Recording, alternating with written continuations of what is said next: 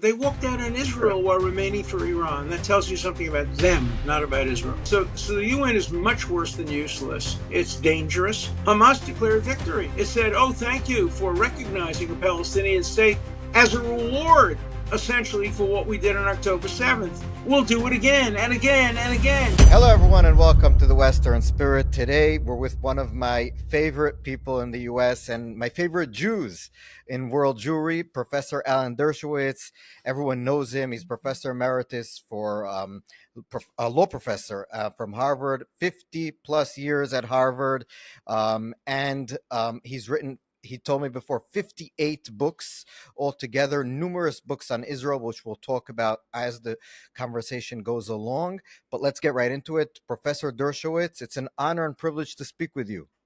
Well, thank you so much. It's a pleasure to be spoken to. After all, many Jewish organizations will have nothing to do with me.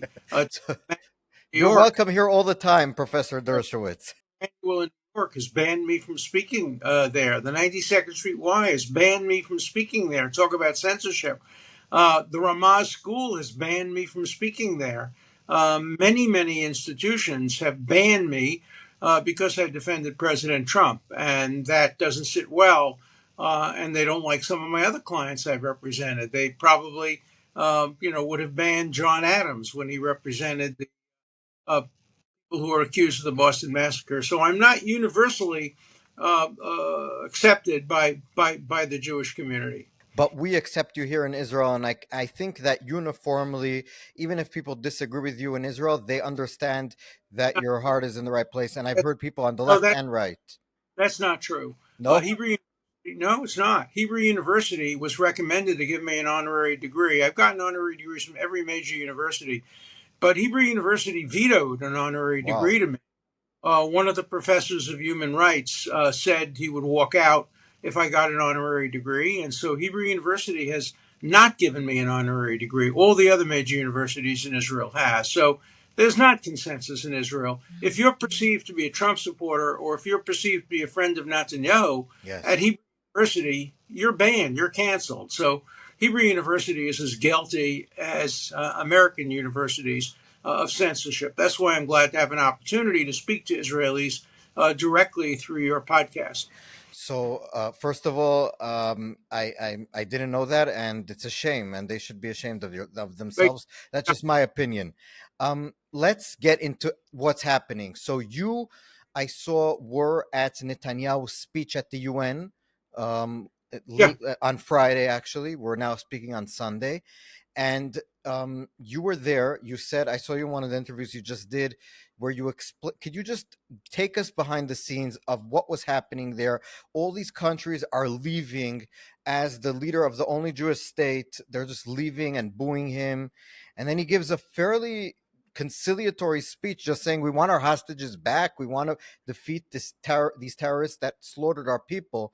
And this is considered this, international organization for human rights and all this kind of stuff. So give us a little bit behind the scenes and how it made you feel. Well, first of all, you wouldn't know that he made a conciliatory speech at all if you read the articles in Haaretz. Exactly.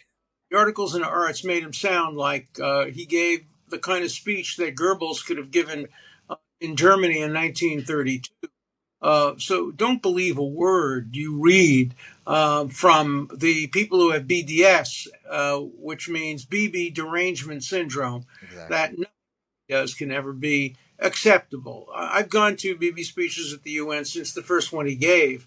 I've known him since 1970, and I've gone to dinner with him every Friday night after he gives his speeches at the UN. So I've been there for years. But to watch these bigoted countries that sat in attention and cheered Iran and cheered China and cheered Russia and cheered Belarus and cheered and they would have cheered Hamas, and some of them would have cheered Hitler.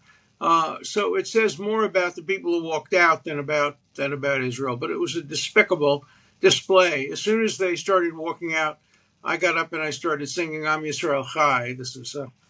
I've been wearing this Am Yisrael Chai tie since October 7th. It's going to fall off me. It's so old at this point. It's almost 2 years old. But I started to sing Am Yisrael Chai to show that there is support, at least among some people, for whatever you think about Benjamin Netanyahu. It's they walked out on Israel. Yes. They walked out on Israel while remaining for Iran. That tells you something about them, not about Israel. I agree. And you also said in the interview that I saw on Friday that this was the last straw for you about the UN. You That's right. felt, can you just give us a little bit feeling of what you felt in terms of this? Because you are a professor of law, and the UN international body is supposed to uphold international law. What is the UN at this point? Well, I was a member of the UN organization. I worked at the UN with Arthur Goldberg when he was the U.S. representative to the UN. I had a small role in drafting Resolution 242 of the Security Council. I was a big supporter of the UN. I was offered, as you probably know, the job of being Israel's representative Yes. to the UN by Benjamin Netanyahu when he first became prime minister, along with the then foreign minister, offered me the job. But my views of the UN have changed. I think it now. For many years, I thought it was just a hot air debate society, worthless. But now I think it's dangerous, and I think the United States ought to get out of the UN, and the UN ought to be taken out of the United States. I see no further reason for the UN to exist. We can't stop it from existing. These bigoted countries will still join, but as I think it was Abiy Ibn who said way back in the 60s, if Algeria introduced a resolution at the UN that the earth was flat and that Israel had flattened it, it would win 112 to 17 with 32 abstentions. And he could name you every single country who would vote each way, regardless of the merit. So the UN is much worse than useless. It's dangerous. The UN Council on Human Rights is all about human wrongs. I think China has just been elected to Yes. it. A great advocate of human rights. I think its chairman for a while was Iran. And so, it's despicable. And I have to look out my window every day. I live in New York much of the year, some of the year. I'm a snowbird. I spend most of the year in Florida, but I spend some of the year in New York.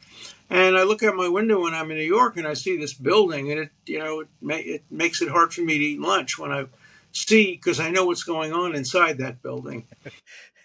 Yeah. So let's now talk, I guess, about what I feel, because I grew up in New York City, in Brooklyn, New York, to a Where? Hasidic, What? Crown Um, Heights, to a Lubavitch oh, Hasidic family. I went to high school in Crown Heights. I went to Brooklyn Talmudical Academy on President Street, Bedford Avenue. So I grew up in Montgomery Street, Yeah. between Brooklyn and Kingston. It's now different than it was when you were, because now it's all Hasidic, Chabad. And when I grew up in America, um, I guess I can say I didn't think as a child, and I looked very Jewish, with the hat, the jacket. We all looked very Jewish, and yet we didn't feel, at least from my perspective, any fear of anti Semitism. I mean, it No. was probably under the surface, was probably waiting for a moment to boil up above the surface. But as a child, as a young adult growing up, I never felt it. And then October 7th happens, and we see, and I spoke about this with you last time when we spoke right after October 7th, but we now have more time to, I guess, understand what we're going through. And have you ever seen, you're way older than I am, have you ever seen such a thing in America where it's so bad? People are scared to walk around with yarmulkes in certain areas. You have kosher delis being protested. You have this 770 where I grew up, next to where I grew up, was people protesting outside the synagogue and trying to hit Jewish people going in to pray. You have all these college campuses, Harvard, where you used to teach. How do you look at the entire situation for Jews in America? Well, what I see is a return to the 1930s. All over the world, there was anti Semitism in the 1930s. In America, members of Congress said we wouldn't allow any Jews to emigrate into the country. In Canada, the Minister of Justice said even one Jew was too many. Anti Semitism was the norm in England, in France, and all over the world. Then came the Holocaust. And as the result of the Holocaust, there was a 50-year moratorium from 1945 to 1995. And those were primarily the years that I was at Harvard, and so I didn't see much. I mean, you couldn't be the president of Harvard if you were Jewish. You couldn't be the dean of the law school if you were Jewish. You couldn't get a job in Wall Street if you were Jewish. I'll tell you a story. 1961, I was first in my class at Yale Law School, editor-in-chief of the Yale Law Journal, about to be a Supreme Court law clerk, and I got turned down by 32 out of 32 Wall Street firms just because my name was Dershowitz. Within 7 or 8 years, that changed. When my son graduated Yale Law School 25 years later, he got offered jobs in every major law firm. So things did change very quickly, but now they're changing back. Now college students, applicants for college, don't list on their applications that they went to Israel or that they went to Jewish summer camp or that they, if they can help it, that they went to Jewish elementary school. And kids are terrified about wearing a Magen David or a kippah. I proudly, obviously, wear. You'll be interested in what this is. This is what was given out in 1917 at the first World Zionist Conference ever to be held in Russia. When the communists took over in Russia in 1917, they allowed Zionism, which the Tsar had prohibited, and this says Mishkachech Yerushalayim, and so I wear this very proudly wherever I go. And I think of myself as a tough guy. I'm 87 years old. I'm not sure how well I would do if I bigot, but I'm certainly not going to be frightened. I'm going to stand my ground. If I were kippah, I'm not a kippah-wearing Orthodox Jew, but I would be proud to wear my kippah, and I do wear it going to shul and coming from shul. But there's a lot of fear in America. Tonight I'm going to eat with my family at an Israeli restaurant, and I've had to warn them that be careful. You might see protests. There's a coffee shop, I remember, in New York, which had protests and signs being defaced. And one of the women who works for candidate Mamdani, who will probably be mayor of New York, was ripping down pictures of hostages. You can't even get anybody to seek the release of hostages. And when the UN, all these horrible countries, voted to give Palestinian statehood to a non-existent state, not a single one of them even demanded that they return the hostages, unconditional, or that they recognize Israel's right to exist as the nation state of the Jewish people. Hamas understood this better than the Prime Minister of England, the Prime Minister, the President of France. Hamas declared victory. It said, thank you for recognizing a Palestinian state as a reward, essentially, for what we did on October 7th. We'll do it again and again and again. And not only will Hamas do it again and again and again, but other terrorist groups have gotten the message. You want to get yourself recognized? I would not be surprised if there are Kurdish radicals who start engaged in violence, because the Kurds haven't had a state recognized. Yes. The Kurds are far more deserving of statehood than the Palestinians. There are many more of them. They're a distinct country, distinct religion, distinct language. They were promised a state in the Treaty of Sverdes. They have a much stronger case for statehood. The only thing they haven't done is they haven't engaged in violence. But after the recognition of Palestinian state as a reward for violence on October 7th, it would not surprise me. I hope it doesn't happen. But it would not surprise me if Kurdish radicals were to say, hey, let's learn a lesson from Hamas. We're getting nowhere by negotiations, by discussions, by legal cases. Let's just blow up a few schools. Let's kill a few people. Let's rape a few women. Let's behead a few babies. Maybe we'll get a state. Yeah. And if they're Jewish, it's much better because then the whole world supports you pretty much at this point. Nobody really gives a damn about the Palestinians. These people who are marching don't care about the Palestinians. If the Palestinians were being oppressed by Syria, as they were, if they're being oppressed by Jordan, as they were, nobody cared. It's only that they are allegedly oppressed by Jews that makes it. That's why the Kurds have no claim, because the Kurds are being oppressed by Turkey and by Syria and by Iraq and by Iran. Who cares? If you're not being oppressed by Jews, nobody cares. Exactly. Alan, I want to ask you now about what's happening in college campuses. So I just want to give a stat here because I just saw it as I was going to start talking to you, and it's so unbelievable that I don't know if you read this because it just came out yesterday or on Friday.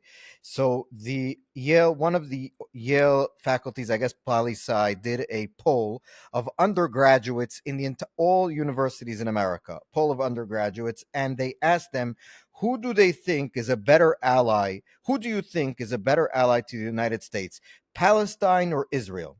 And of undergraduates in the US, 33% of students chose Palestine, 29% said Israel, and 38% said they weren't sure. So if that if that's just like, and you have other polls of even actually students. Why are you surprised? Why are you surprised? If you did a poll like that in 1930, the vast majority of American students would have supported Hitler and Mussolini. Yes, you think? They did in the University of Munich and the University of Berlin. Young people have been the cause of some of the worst anti Semitism and bigotry in the world. Young people brought Castro to power. Young people brought Pol Pot to power. Young people brought Chinese communists to power. Young people brought the Russian Revolution to power. And young people brought the Nazis to power. So why are we surprised that these useful idiots who have no idea what they're talking about and are being taught by professors who are manipulating them and are propagandizing them are falling for it? Yes. Just because you're young doesn't mean you're smart. And a lot of these people are total ignoramuses. I know, I taught them. Yes. And you taught the best ones. So it's even worse in the ones that aren't the best. I don't think I taught the best ones now. Uh, I think that admission policies at major American universities are really distorted. I've had much better students that I've spoken to at some smaller universities like Emory University, and I can name others. Don't make the mistake of thinking that just because you're in Harvard or Yale, you're the best. The best students I ever encountered were not students at Yale or Harvard, but the students that were my classmates at Brooklyn College.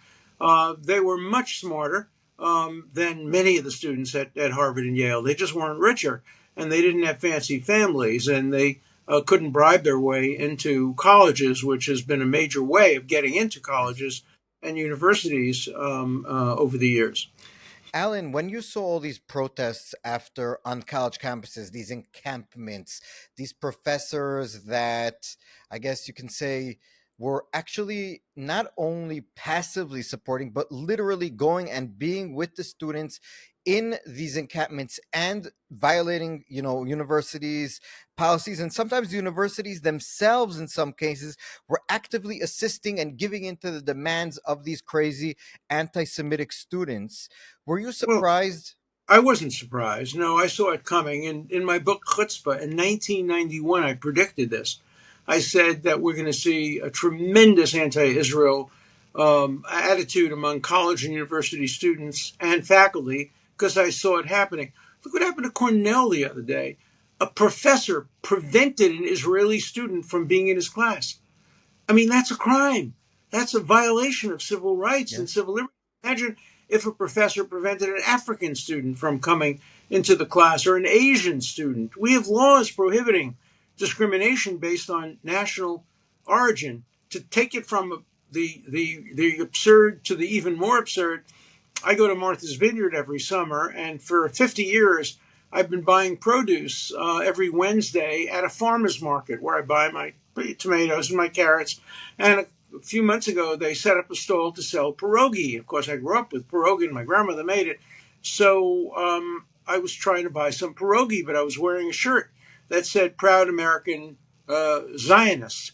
And the man from the pierogi stand, or the woman, it was transgender person, they refused to sell me the pierogi on the ground that I'm a Zionist. They didn't like who I represented, Donald Trump and other people. And so I'm now threatening to bring a lawsuit if they don't do it. But, it's one thing not to sell me pierogi. It's another thing to deny students class. Yes. Or a tenured professor at Columbia who got tenure after he did this called on a student in a lecture and the student spoke with an Israeli accent, and the professor, who was an Arab, said, "Are you Israeli?" And the student proudly said, "Yes."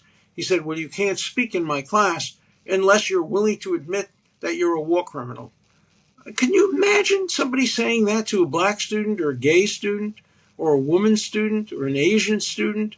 No, but it's okay to do it to Jews, and it's going to get worse when Mamdani gets elected mayor of New York. We're going Yeah. to see the largest Jewish population in the world. By the way, people say only second to Israel. Actually, New York, when you think about it and you include its areas, is larger than Yes. Tel Aviv and Jerusalem. So we're talking about the city with the largest Jewish population in the world becoming a center of anti-Semitism, and it's going to happen, and we're going to fight back.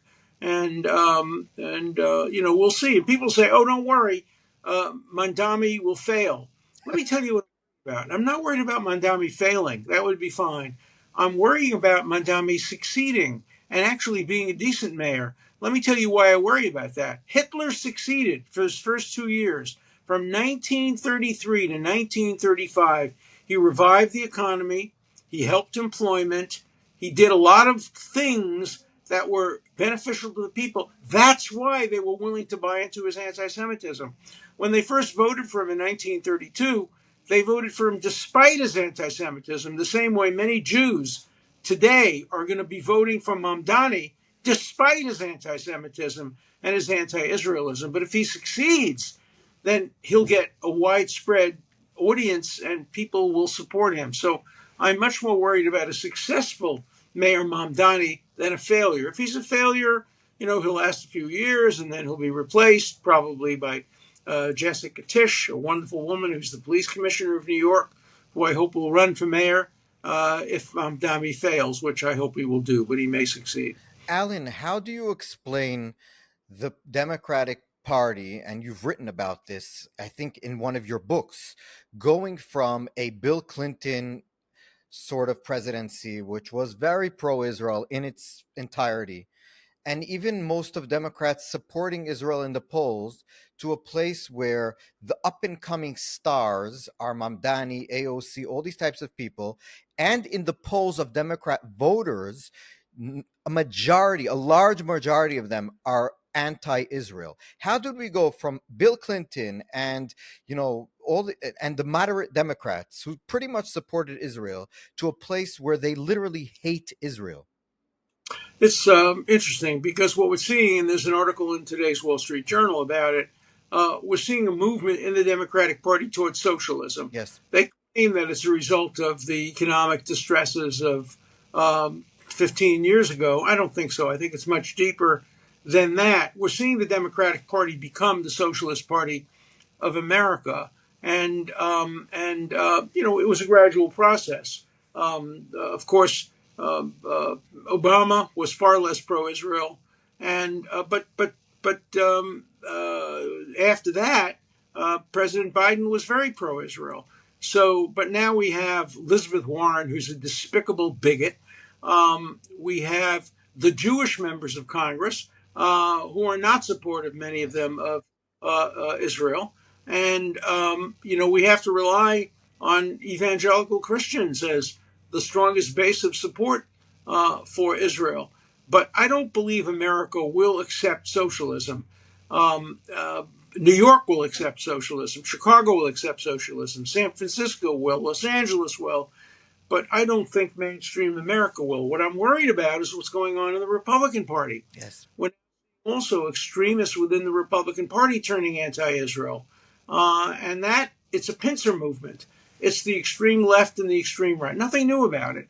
In the 1930s, historians wrote that the Jews were trapped between the black and the red, the black of fascism and the red of communism. Jews did terribly under both Stalin and Hitler. The only thing they had in common is they hated Jews, they hated Israel, they hated Zionism, they hated everything relating to Jews. And so we're seeing that happening now with the pincer movement. I would hope that the Republicans would continue to do a good job in marginalizing the Tucker Carlsons and the others who are so extreme and so anti-Jewish. the Democrats are doing an awful job. They're embracing Hmm. the hard left. That's why, even though I've been a Democrat since I was 15 years old, and I have never voted, I've always voted Democrat all my life. In the coming congressional midterm elections, even though I'm a Democrat, I'm going to work hard to see the Democrats lose and to see Republicans maintain control of the House and the Senate and the presidency, because the Democrats have to learn a lesson that you can't abandon the Jews the way they have and expect our support. Unfortunately, half of New York's Jews are going to vote for Mandami. Yes. I mean, these useful idiots, again, have no idea what they're doing. They're not voting for him because he's an anti-Semite, although a lot of them are voting for him because he's an anti-Zionist. Yes. But some are voting for him because he's a socialist. That won't catch on. I don't think that today a socialist can win statewide, even in New York. We'll see, because AOC is thinking of running for the Senate, thinking of running for the presidency. She won't win for the presidency. That doesn't mean 20 years from now she won't win for the presidency, but at least right now, America is still a centrist, free market, capitalist country that doesn't look kindly on socialism. Look, socialism has failed all over the world, most currently in Venezuela and Cuba. Do you really want to live in Venezuela and Cuba? Do you really want New York to become New Yorkistan? Or, it's just going to be a terrible thing for a period of time. But, the pendulum swings widely. And I think if Mamdani is elected and does a bad job, which I hope he will do if he's elected, then I think this will be a passing fad. Remember, AOC is just a fraud. She doesn't have any real influence. She is not bright. She's not thoughtful. She's never had a real job. She's Mamdani never in too never had a policy. job.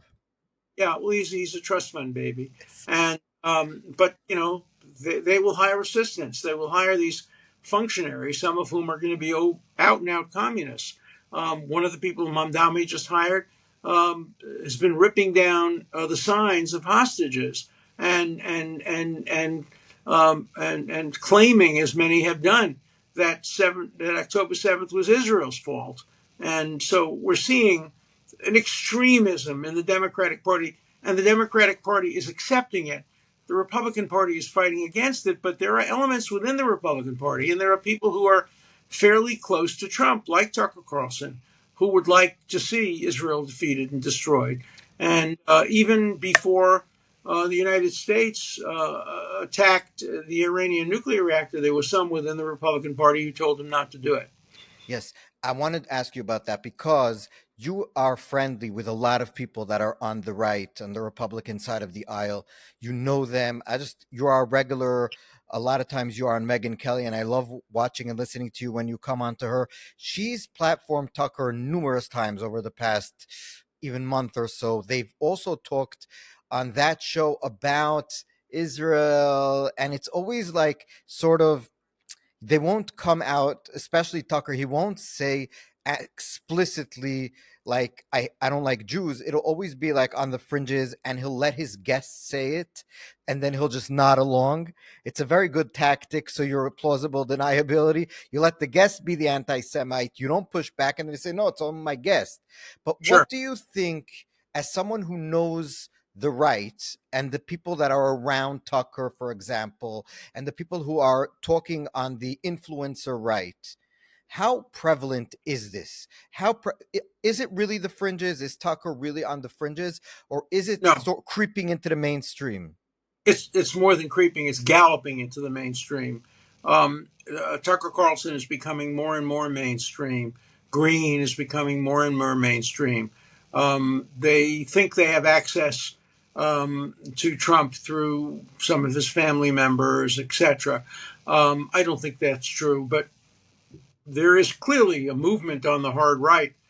That has happened for years. Pat Buchanan, who was Yes. very influential for president, was an out and out anti Semite. He was a theological anti Semite, a kind of Catholic, extremist, religious anti Semite, of which there were many. Look, The most anti-Semitic country in the world today in Western Europe is Ireland, Irish Catholic Ireland.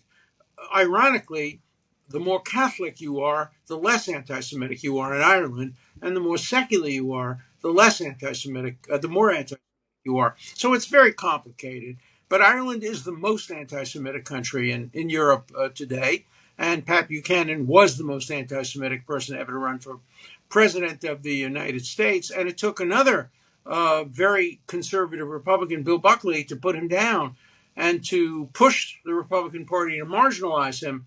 I think we're seeing some of that happening now, too, with some mainstream Republicans making it clear that there's no room in the party for the Tucker Carlsons. Fortunately, we do have people like Mark Levin. We have people like so many others who are pushing very hard to rid the Republican Party of the extreme anti-Semitic element. But they're there, and they're increasing, and they're getting support from some young people on college campuses.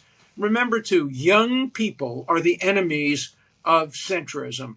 I don't want to overgeneralize, but in general, history has shown that young people tend toward extremes, and that's true both on the Republican side and the Democratic side. So, when I was a kid, people say, never trust anybody over 30. I'm changing that a little bit now. I don't trust very many people under 30. Exactly. Both my now past 30, so I'm able to say that with until a couple of years ago, I couldn't say that because I had 2 grandchildren under 30. Now I don't. Let me just, one more thing that's very interesting about America and what it's going through now and how this relates to Israel and Jewish people in America. So not too long ago, literally a week and a half ago from when we're recording this, Charlie Kirk was murdered in front of everyone. Everyone saw the videos. It was passed online. Everyone in Israel saw the videos. No one in the entire world at this point was like, you couldn't not see it. And everyone was shocked. At least you would expect that everyone was shocked. And then you saw actually young people predominantly in America understanding, if not outright celebrating, his murder. And this goes into a larger, in my opinion, and just tell me what you think about what is happening in America. You saw the Luigi Mangione thing where he murdered a CEO of a healthcare company because he didn't agree with American health insurance policy, a way American health insurance works. And instead of going to the ballot box, instead of protesting, he shot a guy and people applauded him. And the same thing is happening with Charlie Kirk. And I wonder if you think this ties into the broader issue of left, I would say more left violence that we're seeing. So we saw the Washington, D.C., 2 Jewish Israeli embassy workers being shot. We saw last week in New Hampshire, someone screaming "Free Palestine," shooting into a Jewish area. We've seen all of this happening. We saw a guy in Pittsburgh, in L.A., being murdered in the street in a protest. We're seeing too much violence, both from the right and the left. The left is much more dangerous. Why? Because they're our future. The right is not our future. They're having no influence on university campuses, among young people who will become the leaders of our country.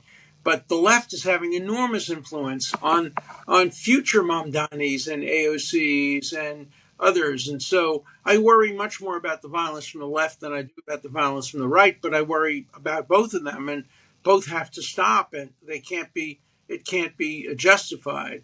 Look, I represented Meir Kahane, who used to say every Jew at 22. I hope we never get to that. I hope we can count on the police protecting us. I know that in France, you can't count on the police, particularly in certain areas. The same thing is true in Sweden. And so Jewish self-defense has increased in some areas of the country. And so, it's we're living in dangerous times, and there's no reason for it except the kind of return of core anti-Semitism that has been with us for 3,000 years and that just disappeared for a short 50-year period.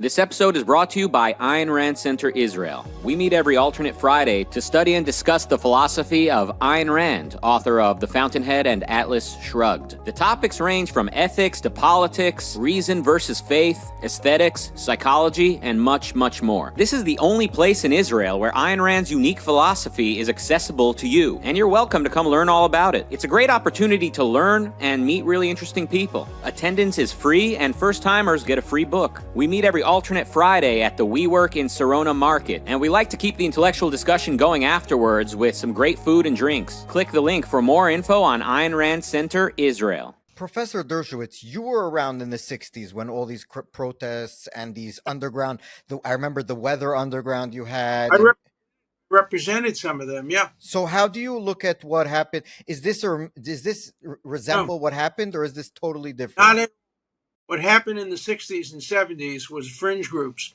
that were not accepted. No Democrat, no Republican would ever support. But what we're seeing is creeping and maybe galloping from the extremes toward the center. And we're seeing the center being diminished. The center was very strong in the 60s. When I represented people from the Weathermen, including Kathy Boudin and others, first of all, they were not anti-Semitic in those days. Many of them were Jewish, some were Zionists. Remember, the Soviet Union supported Israel until the early 60s, and so it was okay if you were a communist or a radical to support Israel. Then the Soviet Union changed. Once that happened, Noam Chomsky changed, Norman Finkelstein changed. They all just listened to the Communist Party and were willing to become virulent anti-Zionists. Noam Chomsky was my camp counselor in 1948 in a Hebrew-speaking Zionist camp called Camp Masad in the Pocono Mountains. And he was at the time a Shomer HaTzair Zionist, but a Zionist. And today, of course, he's one of the most anti-Zionist voices anywhere in the world, and he's been instrumental. And, you know, it's these Jew self-hating Jews who are so instrumental, people like Peter Beinart, who starts every sentence by saying, as a Jew. You know, these as a Jews, or these Temple Emanu-El Jews. Temple Emanu-El has the longest history of being self-hating Jews. You know, the New York Times wouldn't report on the Holocaust. The New York Times owner went to Temple Emanu-El. Temple Emanu-El was against the establishment of Israel. And now Temple Emanu-El has banned me and features Peter Beinart. You know, why would anybody go to a shul that features Peter Beinart and bans Alan Dershowitz? There's something very wrong with morality of that shul. So I urge people who are members of Temple Emanu-El either to change, which I would like them to do, or to urge the rabbi or get a different rabbi, or urge the rabbi to go back to being, you know, a supporter of Zionists, not a supporter of anti-Zionists. Lastly, I wanted to talk to you about our prime minister is now in the U.S. I had dinner with him on Shabbos night. I gave the little Dvar Torah about Joshua being handed over the reins of protecting the people of Israel. So, you know, Bibi's been a friend of mine since 1970. Yes. So, wait, can you give us any inside information, or I'm just going to continue? Let me ask it like this. I guess two different aspects about Netanyahu. So the first one is, we've heard for years in the Israeli press and in some of the American press that Netanyahu is the one that made Israel into a partisan issue in America. That if Bibi wasn't there and wasn't acting the way Bibi acts, the Democrats would have supported Israel. Is there any truth to that? None. Absolutely none. I don't care if Amos Oz was the prime minister of Israel today. The anti-Israel attitudes among college students and on the left would be just as great. And, you know, there'll be an opportunity to prove that because, you know, Bibi will not last forever. And if he is replaced by any of the potential candidates, I don't think it will change very much. So this is not about Bibi. It's not about any particular person. It's not about Smotrich or Ben Gvir, although I wish they were not in the cabinet. It's about Israel. It's not what Israel does; it's what Israel is, the nation state of the Jewish people. Yes. And my second thing about Netanyahu, just to finish off this, is that going to America from Israel, his flight went a very long route by hours difference because Yeah. they were worried about going above countries that were threatening to they were worried that they would be pulled down and arrest the prime minister because of the International Criminal Court. As a professor who understands this, who's one of the I get one of the you explained to us how you were in the UN and you this Yeah. is you. How do you look at what is happening? What is going on here? Well, the International Criminal Court started out in the right way with a very good prosecutor, very honorable. Then it was taken over by a corrupt rapist, a Khan. And the only reason he issued these arrest warrants without even going to Israel and conducting an investigation was to deflect attention from plausible accusations of rape. I know this for a fact. Why? I was the one who helped arrange his trip to Israel through his assistant, Tom Lynch. And Tom will verify this. He was supposed to go to Israel. I had arranged his meetings. He was supposed to do an investigation. And then he gets accused of rape. And he immediately cancels his trip. Tom Lynch called me and told me, oh my God, the trip has been canceled. And Tom Lynch has confirmed with me on the phone that the reason he did this was because of the accusations of rape. So any country that gives any credence to these arrest warrants is, complicit in this. But I understand, of course, why Israel wouldn't want to take a chance of landing in Spain, for example, where Netanyahu would be arrested if they had to land in Spain. By the way, if the Spanish government changes and it becomes a conservative government, no, they won't be. But today in Spain, they would not arrest the head of Hamas, but they would arrest the head of Israel and as well. I understand that, and it tells you more about the International Criminal Court. The United States is not in the International Criminal Court. Neither is Israel. The United States should not be in the United Nations. It shouldn't be in the International Court of Justice. These are not real courts. These are not real objective institutions, and they have nothing to do with peace. They help promote warfare, not peace. Alan, if you were an Israeli soldier, a reservist who did time in Gaza, and maybe someone took a picture of you and put it up on social media, and you're want to take a vacation with your family somewhere in Europe, should you be worried of being arrested at this point?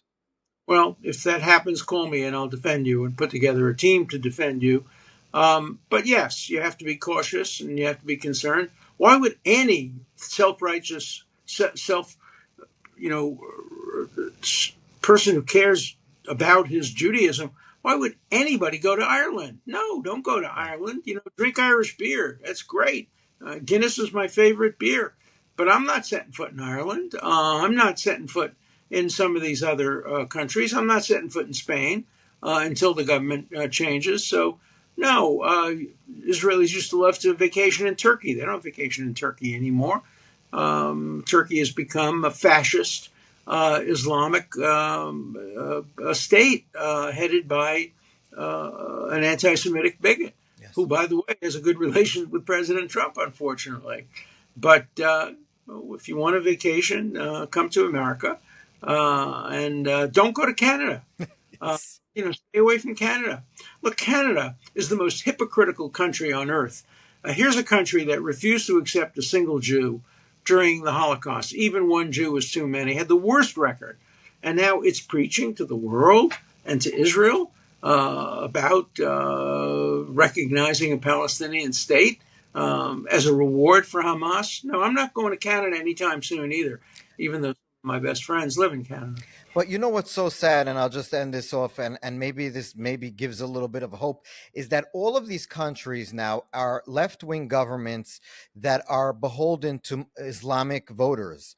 They're not doing it because they really feel so strongly about any Palestinian state. Keir Starmer in England is the least popular prime minister in the past 50 years. Today, there's a new poll came out. And he needs these Muslim voters. And he knows that this is an easy way to pander to them because it doesn't.